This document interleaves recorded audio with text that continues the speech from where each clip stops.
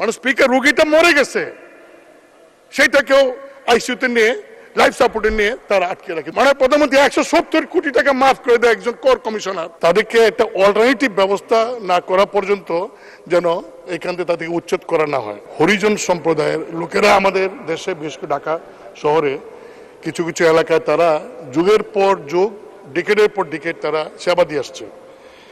তাদের একটা সম্প্রদায় মিরন জিল্লায় তারা থাকে, তাদেরকে উচ্ছেদের জন্য সুইপার কলোনিতে হরিজন সম্প্রদায় কয়েকটি বাসস্থান ভেঙে সেখানে আধুনিক কাঁচা বাজার নির্মাণ করতে চায় ঢাকা দক্ষিণ সিটি।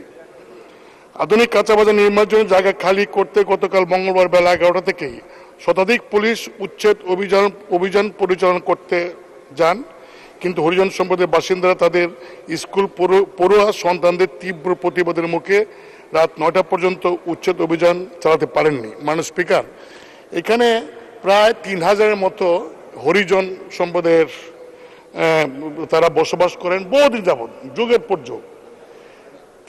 তাদের যে এলাকা থাকেন সেখানে একটা এলাকা নিয়ে মার্কেট করতে চায় দক্ষিণ সিটি কর্পোরেশন। মানে স্পিকার, এই মানুষগুলি এই জায়গাটার যদিও মালিক না, কিন্তু সরকারের জায়গা, সিটি কর্পোরেশনের জায়গা তার যুগের পর যুগ আছে। তাদের একটা দাবি ছিল আগে থেকে, তাদেরকে যদি এখান থেকে উচ্ছেদ করতে হয় তাহলে অন্তত একটা অল্টারনেটিভ ব্যবস্থা করে যেন উচ্ছেদ করা হয়। তা কালকে যখন এইভাবে উচ্ছেদ করতে যায়, মানে স্পিকার কোনো অবস্থাতে মানে না, তখন ওদের ছেলেমেয়েরা যারা স্কুলে পড়ে তখন তারা রাস্তা শুয়ে পড়ে, যার জন্য উচ্ছেদ করা সম্ভব হয় নাই। আমি আপনার মাধ্যমে সংসদ নেত্রী মাননীয় প্রধানমন্ত্রী অনুরোধ করব যে তাদের বিষয়টা মানবিক দৃষ্টিভঙ্গি থেকে তাদেরকে একটা অল্টারনেটিভ ব্যবস্থা না করা পর্যন্ত যেন এখান থেকে তাদেরকে উচ্ছেদ করা না হয়। মাননীয় স্পিকার, আরেকটা বিষয়ে আমি এইটাও মানবিক দৃষ্টিভঙ্গি থেকেই কারণেই আমি আপনার মাধ্যমে মাননীয় সংসদ নেতার দৃষ্টি আকর্ষণ করছি। আইসিইউ ব্যবসা রমরমা ব্যবসা। ভিটামাটি বিক্রি করে বিল মেটাতে গিয়ে দেখা যায় যে অনেক সময় আইসিইউর বিলের কারণে মানুষটা মরে যাওয়ার পর অনেক ঘটনা লাশ আটকে রাখে। মাননীয় স্পিকার, খুবই দুঃখজনক বিষয়, ডায়রিয়া আক্রান্ত হয়ে গত 1 জুন রাজধানীর পল্লবীর ইসলামী ব্যাংক হাসপাতাল অ্যান্ড কার্ডিয়াক সেন্টারে ভর্তি হয়েছিলেন ব্যাংক কর্মকর্তা নাদিয়া নূর, বয়স 30। ভর্তির 5 দিন পরে মারা যান 4 মাসের অন্তঃসত্ত্বা এই রোগী। চিকিৎসায় অবহেলায় নাদিয়ার প্রাণ গেছে অভিযোগ করে তার স্বামী আনিস রহমান পলাশ বলেন, ভর্তির পরে সারাদিনে তার ডায়রিয়া নিয়ন্ত্রণে চলে আসে।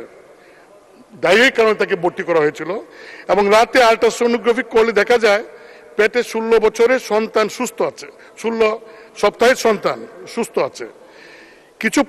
কিন্তু পরের দিন নাদিয়ার কার্ডিয়াক অ্যারেস্ট হয়। সে চটফট করছিল, কিন্তু রাত 11টা থেকে ডেকেও কোনো ডাক্তারকে রোগীর কাছে আনা যায়নি। বারবার ডাকার পর রাত 2টায় ডাক্তার এসে তখন নাদিয়ার শারীরিক অবস্থা অত্যন্ত খারাপ হয়ে যায়, তাকে আইসিইউতে নেওয়া হয়। এ সময় সিদ্ধান্ত নেওয়া হয় রোগীকে তার স্বামী, কারণ তাদের অবহেলার কারণে যেহেতু আইসিইউতে নেওয়া হয়েছে, তখন তার স্বামী বলেন যে আমরা এই হাসপাতালে রাখবো না, একটা এই আইসিইউ অ্যাম্বুলেন্স ভাড়া করে আমরা অন্য হাসপাতালে নিব। এই কারণে যখন এই কথা বলে তখন আইসিইউর দায়িত্বরত যারা ছিলেন নার্সরা, তারা পোশাক বদলের কথা বলে এই রোগীকে 2 ঘন্টা পর্যন্ত কোনো স্যালাইন, কোনো অক্সিজেন ছাড়াই ফেলে রাখে। এইরকম অবস্থায় অন্য হাসপাতালে তাকে নেওয়া যায় নাই। এরপরে পেটের বাচ্চাটা মারা যায়, নাদিয়াকে লাইফ সাপোর্টে নেয়, তখন নাদিয়া আর বেঁচে নাই। মাননীয় স্পিকার, এই ঘটনা বললাম যে আমাদের সরকারি হাসপাতালে আসলে ওই যে আইসিইউর স্বল্পতা আছে। বিভিন্ন ঢাকা শহরের বড় বড় হাসপাতালে, নাম করা আমি বলতে পারবো, ইউনাইটেড হাসপাতাল সহ বড় বড় হাসপাতালে মাননীয় স্পিকার রোগীটা মরে গেছে সেইটাকেও আইসিইউতে নিয়ে লাইফ সাপোর্টে নিয়ে তারা আটকে রাখে। 2-3 দিন পরে বলে যে এই সে নাই। এবং অনেক হাসপাতালে আমাদের এলাকায় অনেক মানুষ আসে সরকারি হাসপাতালে, যেহেতু লাইফ সাপোর্টের ব্যবস্থা কম, যখন প্রাইভেট কোন হাসপাতালে যায় মানে স্পিকার তাদেরকে মারা যাওয়ার পরেও আটকে রাখে। এগুলি বলছে এই কারণে এটা তো সুপারভিশন প্রয়োজন। এগুলি তো এই স্বাস্থ্য মন্ত্রণালয় থেকে সুপারভিশন করে এই সমস্ত কঠোরভাবে যদি ব্যবস্থা না নেওয়া হয়, যখনই পত্রিকা আছে আমরা বলি, তখন হেলথ মিনিস্ট্রি থেকে কিছু দু একদিন একটা অভিযান দেখি, তারপরে দেখি যে মানে ঘুমিয়ে গেছে। মানে স্পিকার, এটা মানে এই যে আইসিইউ এবং লাইফ সাপোর্টের যে বিষয়টা, যেটা এই বিভিন্ন প্রাইভেট হাসপাতালে এই বিষয়টা একটু কঠিনভাবে না দেখলে, এই একটা মহিলা 30 বছরের বয়স, ব্যাংক কর্মকর্তা, একটা বাচ্চা পেটে, তাকে শুধুমাত্র বলার কারণে কিন্তু এই মেয়েটা মারা গেছে। মানে স্পিকার, আমি আর কিছু বলতে চাই না, একটা কথা বলতে চাই যে আমাদের ইএনবির একজন সাবেক কর কমিশনার ওয়াহিদুর রহমান চৌধুরী, মানে স্পিকার, তার বিরুদ্ধে অবশ্য অ্যান্টি কারাপশনের মামলা হয়েছে। এই গ্রামীণ ফোন সহ 4টা মোবাইল যে ফোন কোম্পানির 170 কোটি টাকা সুদ উনি মাফ করে দিচ্ছেন। আরে এটা কেমন কথা হলো? 170 কোটি টাকার সুদ এই মহিলা কর কমিশন তিনি মাফ করেছেন, ঠিক আছে, মাফ করে দিলেন। তাহলে এনবিআর চেয়ারম্যান কোথায় গেলেন? আর্থিক ব্যাংক প্রতিষ্ঠানের সচিব কোথায় গেলেন? অর্থমন্ত্রী কোথায় গেলেন? তারা কি খবরটা রাখেন নাই? মামলা হয়েছে অ্যান্টি কারাপশন, কিন্তু আমার কথা হলো মাননীয় স্পিকার, আমি আপনার মধ্যে মাননীয় প্রধানমন্ত্রীকে বলবো যে এই সমস্ত এনামলি যে হচ্ছে, মানে প্রধানমন্ত্রী 170 কোটি টাকা মাফ করে দেয় একজন কর কমিশনার, সেখানে এনবিআর চেয়ারম্যান, অর্থ সচিব, মন্ত্রী কোথায়?